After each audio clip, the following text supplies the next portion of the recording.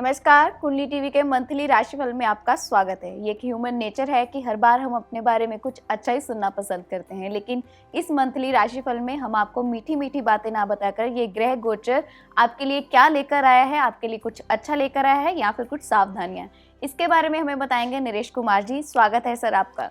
नमस्कार। बात करते हैं कुंभ राशि की।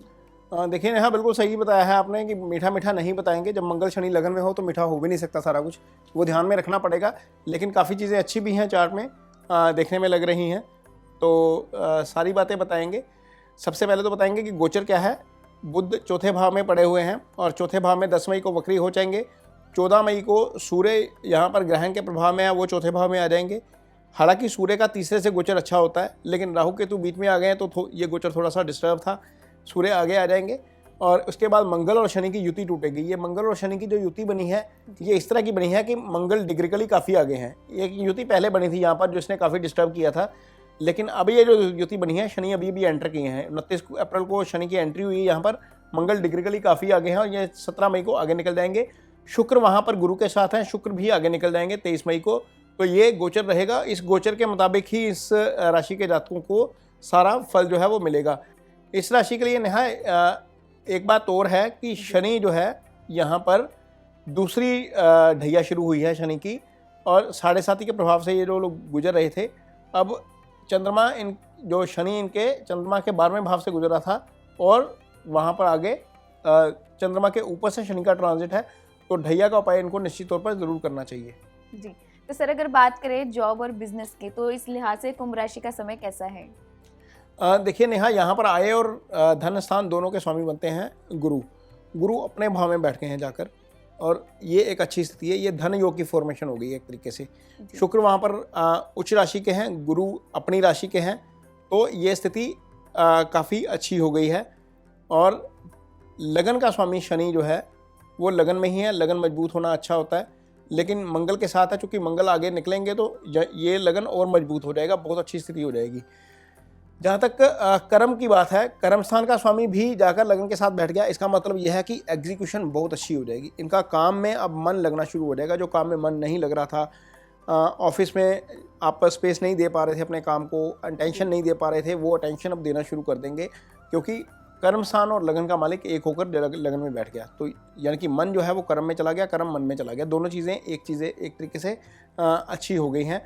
और जहाँ तक जिन लोगों का काम विदेश से भी संबंधित है, वो भी अच्छा चलेगा, क्योंकि शनि यहाँ पर 12वें के भी मालिक हैं। तो 12वें के मालिक का एक तरीके से कर्म स्थान के स्वामी के साथ बैठ जाना, या लगन का मालिक का कर्म स्थान के स्वामी के साथ बैठ जाना काफ़ी अच्छा है। जिनका इमिग्रेशन का काम है, जिनका फॉरेक्स का काम है, जिनका MNC से जुड़ा हुआ काम है, जहाँ पर मनी फ्लो या फंड फ्लो बाहर से आ रहा है, वो चीज़ें उनके लिए काफ़ी अच्छी हैं। पैसे का फ्लो बहुत अच्छा बना रहेगा, इसमें कोई दिक्कत आने वाली नहीं है जी। तो सर आगे बढ़ते हैं और बात करते हैं फैमिली, लव और रिलेशनशिप की। तो उस लिहाज से समय कैसा है? देखिए ना, बहुत अच्छा नहीं है। जब सप्तम को दो मंगल और शनि दोनों देख रहे हैं तो निश्चित तौर पर चीज़ें डिस्टर्ब होंगी। आपके मैरिड लाइफ को लेकर थोड़ी सी दिक्कत हो सकती है। कारण यह है कि पंचम जाकर बैठ गया राहु केतु एक्सिस में, वहाँ से आगे निकलेंगे 15 मई के बाद, 14 मई के बाद वो चीज़ें थोड़ी सी ठीक करेंगे। लेकिन आप रिएक्ट करेंगे इस रिलेशनशिप में, क्योंकि मंगल और शनि दोनों ही पाप प्रभाव देने वाले ग्रह हैं। शनि सूर्य के दुश्मन हैं जो सप्तम के मालिक हैं। मंगल शनि दोनों जब दोनों ही 7वीं दृष्टि से सप्तम को देखते हैं, तो चीज़ें थोड़ी सी डिस्टर्ब हैं। राहु भी सप्तम को देख रहे हैं जी। तो थोड़ा सा आपके लिए हो सकता है कि आपको मैरिड लाइफ में डिस्टर्बेंस हो, इसलिए थोड़ा सा बैलेंस बनाकर चलिए। यदि सामने वाला कोई कुछ बोल रहा है तो उसको उसके ऊपर रिएक्शन करने से बचना चाहिए। मुझे लगता है कि ये महीना जब तक मंगल वहाँ पर है तब तक तो खासतौर पर बचिए, क्योंकि मंगल एग्रेशन के कारक है। मंगल फायरी प्लैनेट है, आपको गुस्सा दिलाते हैं और आप रिएक्ट करते हैं, तो थोड़ा सा बचिएगा 17 मई तक की स्थिति से। हालांकि गुरु शुक्र धन के लिहाज से बहुत अच्छे हैं वहाँ पर दूसरे भाव में, लेकिन फैमिली के लिहाज से अच्छे नहीं हैं। गुरु जिस भाव में होते हैं उस भाव को ख़राब कर देते हैं, और गुरु जिस भाव पर दृष्टि डालते हैं वो भाव अच्छा हो जाता है। तो वहाँ पर गुरु फैमिली के लिहाज से अच्छे नहीं हैं। धन के लिहाज से भले ही वो अच्छे होंगे, उस भाव के कारक भी हैं, तो थोड़ा सा बैलेंस आपको रखना पड़ेगा। जहाँ तक नेहा सिंगल्स की बात है, वो 17 मई के बाद कुछ करेंगे तो ज़्यादा अच्छा रहेगा, क्योंकि 17 मई तक मंगल की दृष्टि है बुध के ऊपर। वो चीज़ें थोड़ी सी उनके लिए डिस्टर्ब करने वाली हैं। 17 मई के बाद ऐसा चांसेस हो सकता है कि यदि आपका किसी के साथ अटैचमेंट है, आप अप्रोच करना चाहते हैं तो आप कर सकते हैं। यदि आप सिंगल हैं, कोई रिश्ता आ रहा था एग्जीक्यूट नहीं हो रहा था, तो वो 17 मई के बाद होना शुरू हो सकता है। जी, तो सर बात करें अगर स्टूडेंट्स की या लर्नर्स की, उनके लिए समय कैसा रहेगा? देखिए नेहा, जहाँ तक स्टूडेंट्स की बात है तो पंचम के मालिक यहाँ पर बुध है, स्टडी के कारक भी बुध है, तो बुध केंद्र में पड़े हुए हैं और ठीक स्थिति में है, हालांकि मंगल की दृष्टि में है। लेकिन गुरु जो ओवरऑल स्टडी के कारक होते हैं वो अपनी राशि में है, तो चीज़ें अच्छी हैं एक तरीके से।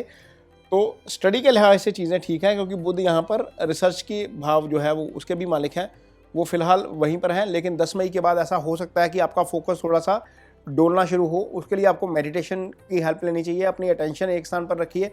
अदरवाइज बहुत ज़्यादा लंबी चौड़ी दिक्कत मुझे स्टडी के मामले में नज़र नहीं आ रही है। तो चलिए अब बात करते हैं इनकी हेल्थ और ट्रैवल की।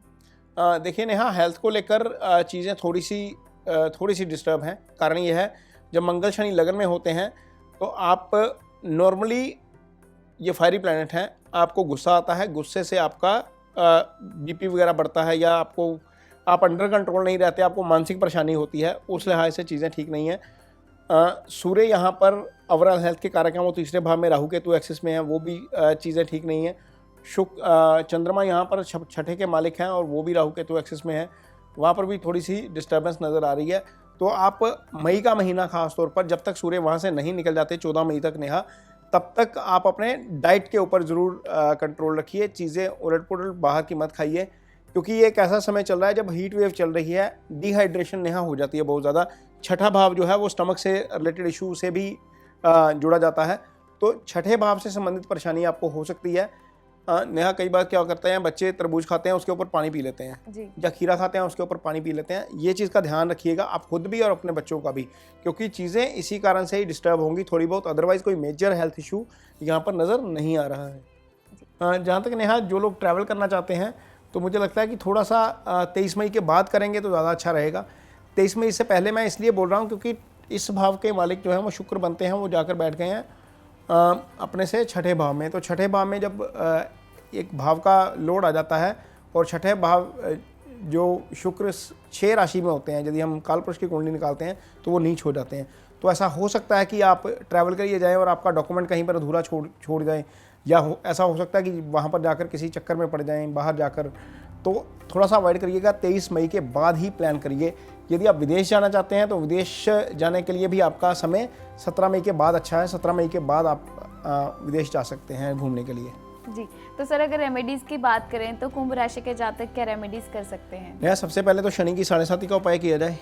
एक तो ये करना है आपको कि शनिवार के दिन 7 शनिवार कम से कम मंदिर जाइए, शनि शिला पर तेल अर्पित करिए, सरसों का छाया पात्र में अपना फेस देखिए तेल में, वो तेल अर्पित करिए। 700 ग्राम उड़द की दाल जो है वो शनिदेव को अर्पित करिए वहाँ पर, और ये 7 शनिवार कंटिन्यू करिए। उससे शनि की जो 7.5 का दूसरा फेस चल रहा है उसका इल इफेक्ट आपके ऊपर कम होगा। ये चीज़ें एक तो ये है। दूसरा ये है कि आप गौशाला में जाकर गौ माता की सेवा करिए, किसी भी रूप में कर सकते हैं आप, चाहे आप चारा डाल सकते हैं, चाहे आप रोटी डाल सकते हैं, या आप गुड़ डाल सकते हैं। मैं ये इसलिए बोल रहा हूँ नेहा क्योंकि यहाँ पर जो शुक्र हैं वो योगा कारक हैं इस कुंडली में, और योगा कारक प्लैनेट बहुत अच्छे फल करते हैं, और इनकी कुंडली में भाग्यस्थान के भी मालिक हैं और चौथे भाव के भी मालिक हैं। चौथा भाव सुख स्थान होता है, तमाम तरह की लग्जरी, तमाम तरह का घर, ऐश्वर्य, सारा कुछ शुक्र से आता है, और शुक्र भाग्यस्थान के भी मालिक है। तो जब योगा कारक ग्रह आपकी कुंडली में शुक्र है तो शुक्र का उपाय आपको निश्चित तौर पर जरूर करना चाहिए। गौ माता की सेवा जरूर करें। जी, तो ये थी कुंभ राशि के बाद। नेक्स्ट एपिसोड में हम बात करेंगे अगली राशि मीन की। जुड़े रहें हमारे साथ। धन्यवाद। नमस्कार। इसी तरह की और भी जानकारी लेने के लिए हमारे चैनल को सब्सक्राइब करें और नई वीडियो की नोटिफिकेशन के लिए बेल आइकॉन दबाएं। अगर आप ये वीडियो फेसबुक पर देख रहे हैं तो वीडियो को लाइक और शेयर करें। साथ ही अपनी राय कमेंट बॉक्स में जरूर बताएं। धन्यवाद।